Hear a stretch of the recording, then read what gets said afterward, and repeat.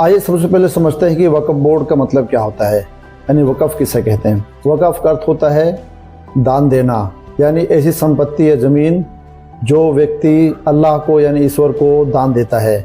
उस ज़मीन का मालिक कोई व्यक्ति या संस्था नहीं होती बल्कि अल्लाह होता है। पहला कार्य वक्फ बोर्ड का है कि जो मस्जिदें हैं उनको प्रोटेक्ट करना, उनका ध्यान रखना, उसमें लगातार उनको आबाद रखना, उसके इमामों को तनख्वाहें देना। नंबर 2, कब्रिस्तान वगैरह आदि का रखरखाव करना। नंबर 3, मज़ारों और सूफी संतों की जो जगह हैं उनको प्रोटेक्ट करना। नंबर 4, कल्याणकारी कार्य करना जैसे कि रैन बसेरा वगैरह आदि बनाना। नंबर 5, शैक्षणिक संस्थाएं खोलना जैसे कि कोई कॉलेज या कोई अन्य स्कूल वगैरह खोलकर मुस्लिम वर्ग के लिए कल्याणकारी कार्य करना, मुस्लिम वर्ग को आगे बढ़ाना। वक्फ बोर्ड में एक सर्वेयर होता है जो ये निश्चित करता है कि कौन सी ज़मीन वक्फ बोर्ड की है, कौन सी ज़मीन वक्फ बोर्ड की नहीं है। उसके 3 आधार होते हैं। नंबर 1 वह संपत्ति जो व्यक्ति वक्फ बोर्ड को दान करता है। नंबर 2 ऐसी ज़मीन या संपत्ति जिसको मुस्लिम या मुस्लिम संस्था लंबे समय से उसका इस्तेमाल कर रही है। नंबर 3 सर्वे द्वारा सर्वे के माध्यम से वो ज़मीन जो कि वक्फ बोर्ड की पाई गई है या वक्फ बोर्ड की सिद्ध हुई है। इस तरह से वक्फ बोर्ड की संपत्ति का निर्धारण होता है। वक्फ बोर्ड का इतिहास दिल्ली सल्तनत से शुरू होता है, जब हम पहली बार हमें पाते हैं कि मोहम्मद गोरी ने मुल्तान की मस्जिद के नाम 2 गांव दान कर दिए थे, यानी वो वक्फ कर दिए थे। उसके बाद लगातार वक्फ का सिलसिला भारत में शुरू हुआ। ब्रिटिश काल में आकर 1913 में पहली बार वक्फ वैधीकरण अधिनियम लाया गया, जिसके तहत वक्फ बोर्ड का गठन किया गया। उसके बाद आज़ादी के बाद 1954 में वक्फ बोर्ड को स्वायत्तता दी गई। वक्फ अधिनियम 1964 में सेंट्रल वक्फ काउंसिल की स्थापना की गई, जो कि केंद्रीय स्तर पर यानी राष्ट्रीय स्तर पर वक्फ संपत्तियों के बारे में केंद्रीय सरकार को परामर्श देती है और वक्फ संपत्तियों को संचालन के लिए कार्य करती है। प्रधानमंत्री श्री पी.वी. नरसिम्हा राव के समय में वक्फ अधिनियम 1995 में लाया गया, जिसके अंतर्गत मुख्य कार्यकारी का प्रावधान किया गया और वक्फ को पूरी तरीके से एक स्वायत्त संस्था के रूप में स्थापित किया गया और सारी शक्तियों को निर्धारण किया गया। सेंट्रल वक्फ काउंसिल के कार्यों को बढ़ाया गया और राज्य स्तर पर बोर्डों का गठन किया गया। इस समय भारत में 32 वक्फ बोर्ड कार्य करते हैं, जिनमें से 2 शिया वक्फ बोर्ड हैं।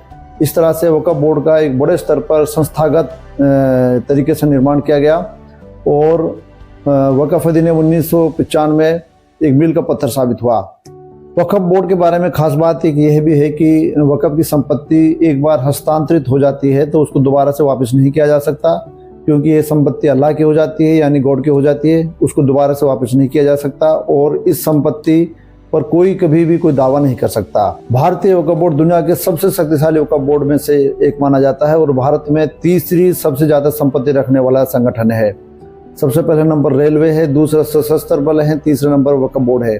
इस तरह से भारत में लगभग 8.5 लाख एकड़ ज़मीन वक्फ बोर्ड के अंतर्गत आती है और बहुत बड़ी संस्था के तौर पर वक्फ बोर्ड देश में कार्य करती है। आइए अब हम चर्चा करते हैं कि मौजूदा वक्फ संशोधन अधिनियम 2024 को सरकार क्यों लाई। सरकार का ये मानना है कि 1995 के अधिनियम में कुछ कमियां रह गई थी, उनको दुरुस्त किया जाए और वक्फ बोर्ड का संचालन सही तरीके से किया जाए। यह माना जा रहा है कि वक्फ संशोधन अधिनियम 2024 के तहत लगभग 40 संशोधन वक्फ अधिनियम में किए जा रहे हैं, लेकिन उनमें से कुछ पॉइंट्स के बारे में हम जरूर बात करेंगे। नंबर 1, सेंट्रल वक्फ काउंसिल में गैर मुस्लिम सदस्यों को शामिल किया जाएगा। वक्फ सर्वे का कार्य अब जिला कलेक्टर करेगा और जिला कलेक्टर सर्वे के माध्यम से तय करेगा कि कौन सी संपत्ति वक्फ की है, कौन सी संपत्ति वक्फ की नहीं है।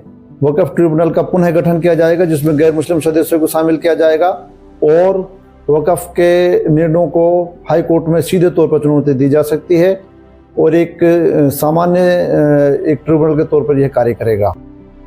नए अधिनियम के तहत वक्फ बोर्ड के कार्यकारी अधिकारी का मुस्लिम होना जरूरी नहीं है। वक्फ करने वाला व्यक्ति कम से कम 5 वर्ष से इस्लाम धर्म का पालन कर रहा हो। वक्फ के अलावा ट्रस्टों के माध्यम से भी बंदोबस्ती की जा सकती है। अब प्रश्न ये उठता है कि सरकार द्वारा जो संशोधन किए गए हैं इनका मुस्लिम वर्ग द्वारा क्यों विरोध किया जा रहा है। मुस्लिम वर्ग की संस्थाओं, खासतौर से जमीयत उलमाए हिंद, मुस्लिम पर्सनल लॉ बोर्ड आदि का मानना है कि सरकार मुस्लिमों के अधिकारों में हस्तक्षेप करना चाहती है। इससे मुस्लिमों की स्वायत्तता कम होगी और अल्पसंख्यक वर्ग का नुकसान होगा।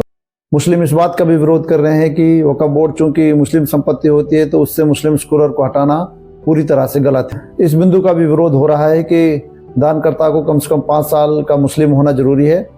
यह पूरी तरह से स्पष्ट है और इसको मुस्लिम वर्ग इसकी आलोचना कर रहा है। इस तरह से वक्फ बोर्ड का मामला राजनीतिक और धार्मिक स्तर पर जटिल बना हुआ है। राजनीति से लेकर धार्मिक स्तर पर यह एक चर्चा का विषय बना हुआ है।